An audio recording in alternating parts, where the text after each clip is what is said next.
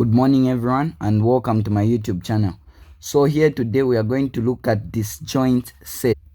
Let's say we are told if C and D are disjoint, simplify if possible. So first we need to understand what is meant by disjoint sets.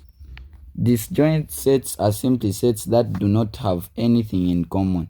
Like for example, if we have our C here, we have our D here, they have no intersection between them. So yeah, so this is what we mean by disjoint sets. So now if that's the type of an arrangement, how can we simplify this? So first, if you look at this, you will say by De Morgan's rule. So what we are going to have is, by De Morgan's rule, C complement intersection of D complement is equal to C union of D, then we have the complement outside. This is still okay.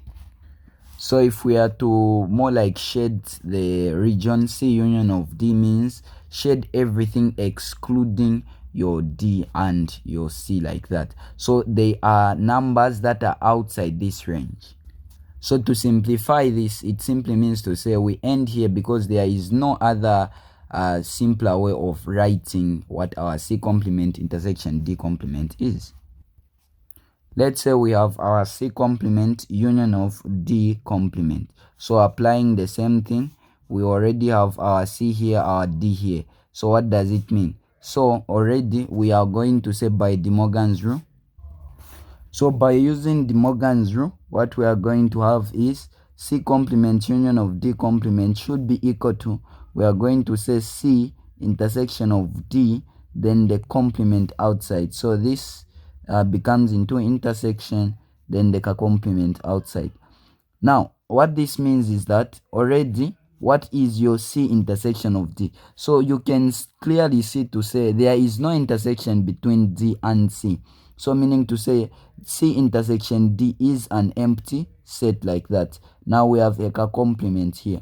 Now we know from our knowledge of sets, empty set complement is equal to the universal. So the answer here will be the universal, like that. So our C intersection of D, for this one, we are going to use the same approach. So the approach is that C intersection of D, since these two sets are disjoint, meaning to say they have nothing in common, so it will be an empty set.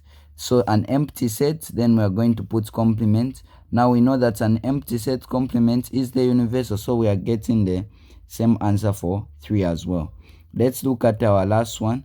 We have our C union of D complement. So if you look at this one, we have our C here, we have our D. Now C union of D means that shade everything excluding your C union of D. So meaning to say, it's saying simplify if possible. So you cannot simplify this one. So can't be simplified further. So that's how we go about it. Thank you very much for watching. Hope you would like, subscribe and share for more.